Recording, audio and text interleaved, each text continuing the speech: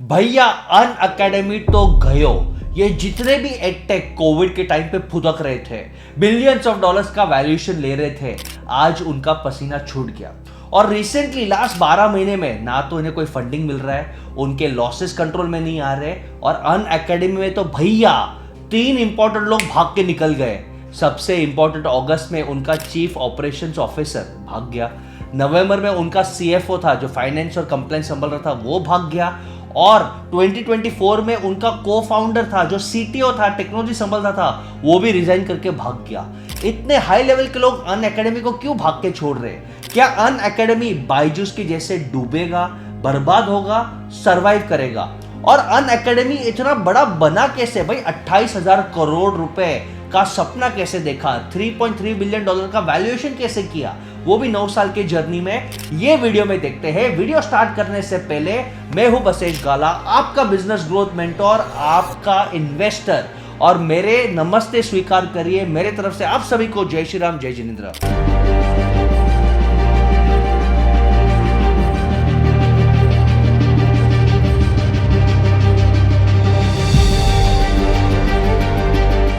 तो चलिए शुरू करते हैं भाई। ये कंपनी कैसे स्टार्ट हुई? 2010 में गौरव मुंजाल एक छोटी सी वीडियो कंप्यूटर ग्राफिक्स के बारे में बनाते हैं और यूट्यूब पर अपलोड कर लेते हैं। किसी को क्या पता था भाई साहब कि ये एक वीडियो से लगभग 10 साल बाद 28,000 करोड़ से ऊपर की कंपनी बन जाएगी।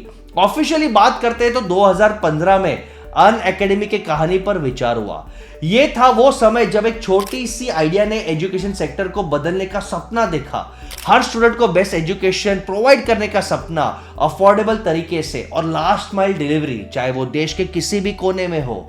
यूट्यूब पर वीडियो डालते डालते गौरव मुंजाल को रियलाइज हो गया था कि अगर इसे सिस्टमैटिक ढंग से किया जाए, ऑनलाइन का जमाना बढ़ेगा, आपको वॉल्यूम मिलेगा, लोगों को क्वालिटी एजुकेशन मिलेगा, विन विन सिचुएशन होगा, एक बड़ा प्लेटफॉर्म बन सकता है। अन अकेडमी ने बस एक ऐप से अपनी जर्नी शुरू कर दी। एक ऐप जो स्मार्टफोन में भी चल सकती है, लैपटॉप और आईपैड में भी चल सकती है, जहां पे टीचर्स और स्टूडेंट्स का मिलन होगा। एक इनडायरेक्ट मार्केट प्लेस और पढ़ाई का नया तरीका शुरू होता है। गौरव मुंजाल इतना बड़ा सपना अकेले नहीं देख रहे थे, उनके साथ थे हेमेश सिंह, जो उनके पहले भी पार्टनर रह चुके थे। हेमेश सिंह और गौरव मुंजाल ने अन अकेडमी से पहले फ्लैटचैट को फाउंड किया था।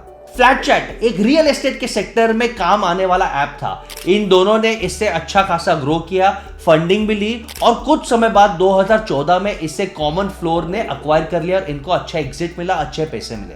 और इसके बाद उन्होंने सोचा कि भाई टेक्नोलॉजी में कुछ करते हैं, और अन अकेडमी का जन्म हुआ। हिमेश सिंह और गौरव मुंजाल काफी तो थे ही, पर इनके टीम को 4 चांद लग गया जब रोमन सैनी ने एंट्री मारी। अब कौन है भाई ये रोमन सैनी? रोमन सैनी है एक इंटेलिजेंट जीनियस।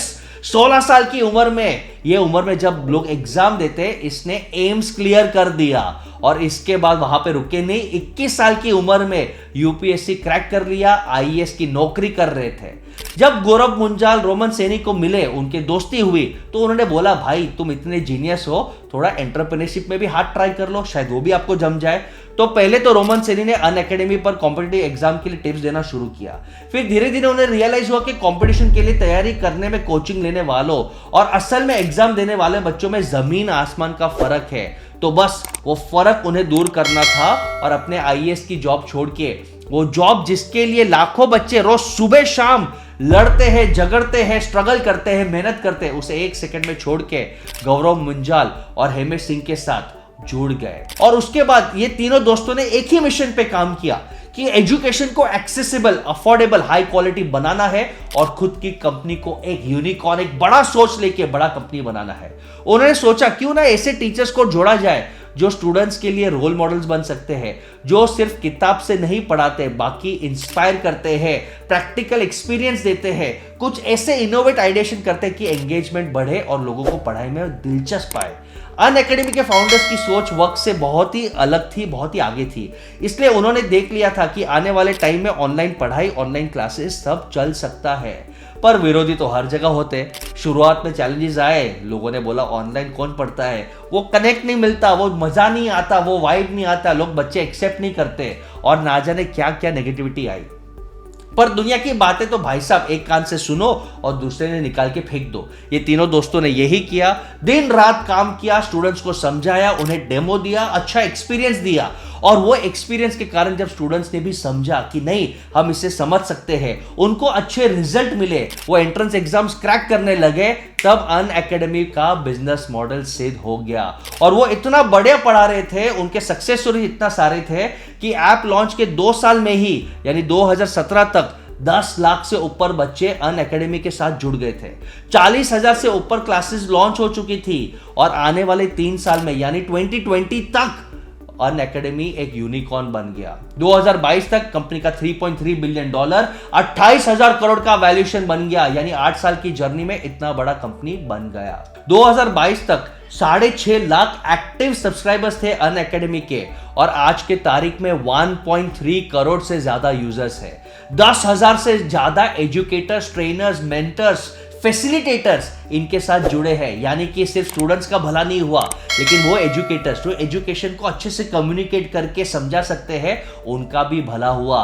धीरे धीरे ट्रस्ट बैठा, बिजनेस मॉडल सक्सेसफुल हुआ और कॉम्पिटिटिव एग्जाम जैसे कि CAT, JEE, NEET, UPSC, CBSE, personal development, ये एग्जाम के बिजनेस मॉडल्स के लिए टॉप एजुकेटर्स मिले, लोगों को रिजल्ट मिला और सभी ने इंप्रेस होके अनअकैडमी का साथ दिया। इंडिया में जो सस्ता है और हाई क्वालिटी है वो धूम लगा के बिकता है, फीस इतनी कम कि हर स्टूडेंट अफोर्ड कर सके, जैसे एक रेवोल्यूशन आ गया हो एजुकेशन के सेक्टर में। और स्ट्रैटेजिक पार्टनरशिप, माइक्रोसॉफ्ट, गूगल, ये बड़े बड़े हाथी जायंट्स के साथ कोलैबोरेशन किया।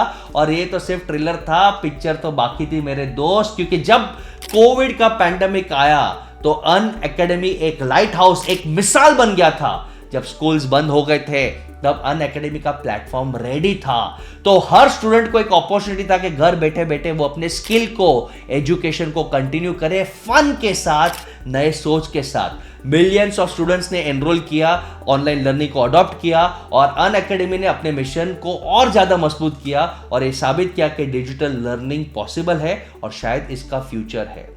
बायजूस, वेदांतु, खान एकेडमी, कोई भी हो या फिजिक्स वाला हो, अनअकैडमी ने अपने कॉम्पिटिटर्स को भी टफ फाइट दिया और साथ ही साथ जैसे उन्हें फंडिंग मिलते गए, बहुत सारे छोटे छोटे एक्विजिशंस किए, स्विफ्ट लर्न, स्पेई, कोडशेफ। और बात करें अनअकैडमी के रेवेन्यू मॉडल की तो वो बहुत ही डाइवर्स है। पहले आता है सब्सक्रिप्शन मॉडल। अनअकैडमी प्लस को यूज करने के लिए आपको सब्सक्रिप्शन देना पड़ता है, यानी मंथली कैश फ्लो। उसके बाद उनके इतने सारे यूट्यूब चैनल्स हैं, हर एंट्रेंस एग्जाम के लिए यूट्यूब चैनल, जिसके महीने 11 करोड़ व्यूज आते हैं। इमेजिन करो 11 करोड़ व्यूज, यानी इजीली बहुत सारा लाखों रुपए का मंथली रेवेन्यू। और उसके बाद ग्राफी जैसे प्लेटफॉर्म्स जो उन्होंने टेक ओवर किए, वहां से भी कंटेंट क्रिएटर्स का रेवेन्यू आता है।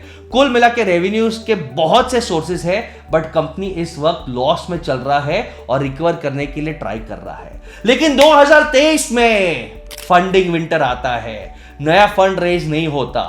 बायजू एक और पे पागलों जैसा अक्वायर करता रहता है और एक दिन जब उसे फंडिंग नहीं मिलता तो वो सैलरी चुका नहीं सकता। उनके बिजनेस मॉडल में लॉन्ग टर्म सस्टेनेबिलिटी था नहीं। अनअकैडमी ने बहुत स्मार्टली कॉस्ट कटिंग करना चालू कर दिया और कॉस्ट कटिंग के कारण प्रेशर बढ़ा दिया कि खर्चे कम करो, एफिशिएंसी पे काम करो।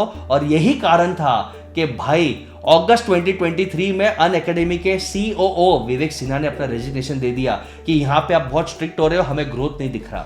नवंबर 2023 में उनका सीएफओ सुब्रमण्यम रामचंद्रन ने भी अपने पेपर्स दे दिए और नोटिस पीरियड दे दिया। और 2024 में सबसे इंपॉर्टेंट हेमेश सिंह साहब जो उनके सीटीओ थे, को फाउंडर थे, उन्होंने भी रिजाइन किया। बट क्या ये एक बैड साइन है?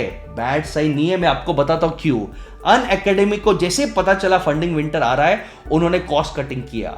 आज के तारीख में उनके बैंक में 1800 करोड़ रुपए है और 4 साल का रनवे है। रनवे बोले तो 4 साल वो खर्चा संभाल सकते हैं करंट रेवेन्यू रेट पे, यानी 4 साल तक अगर उन्हें फंडिंग नहीं मिला तो भी वो अपने एम्प्लॉइज, मार्केटिंग और ऑपरेशंस पे खर्चा करके सर्वाइव कर सकते हैं। और उनका प्रेडिक्शन है कि अगले 12 महीने में वो और कॉस्ट कटिंग करेंगे, एफिशिएंसी पे और प्रेशर लाएंगे, रेवेन्यू को बढ़ाएंगे और अपने रनवे को 8 साल का करेंगे। इमेजिन करो, मैं हमेशा बोलता हूं कि 3 महीना 6 महीने का वर्किंग कैपिटल होना चाहिए।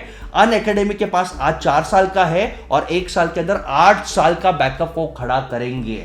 और सीटीओ साहब ने रिजाइन किया, लेकिन कंपनी का हाथ नहीं छोड़ा। उन्होंने रिजाइन किया अपने खुद का स्टार्टअप करने के लिए। अब उनको उम्मीद है कि अनअकैडमी एक ऐसे लेवल पे आ गया जहां पे वो ऑटो मोड पे स्केल हो सकता है। अब उसे छोटे बच्चे की जैसे माँ बाप का साया का जरूरत नहीं है, लेकिन वो एडवाइजरी टीम में जरूर रहेंगे, ऑडिट करेंगे और एडवाइजरी बन के कंपनी को नेक्स्ट लेवल तक लेके जाएंगे। तो अनअकैडमी का ये स्टेलर ग्रोथ बहुत ही अच्छा है। 10,000 faculty, millions of student, sensible revenue model और उनके पास फंड का, कैश फ्लो का प्लानिंग है। मुझे लगता है अनअकैडमी सर्वाइव करेगा। बायजूस भले बर्बाद हो जाए, Unacademy is here to stay और एक अफोर्डेबल क्वालिटी ऑनलाइन एजुकेशन सबके लिए ला रहा है। आपके क्या विचार है कमेंट में जरूर बताना। और ऐसे ही बिजनेस, एंटरप्रेन्योरशिप और लीडरशिप के वीडियोस को जानने के लिए, अपने आप को बेहतरीन बनाने के लिए कीप फॉलोइंग वशिष्ठ काला।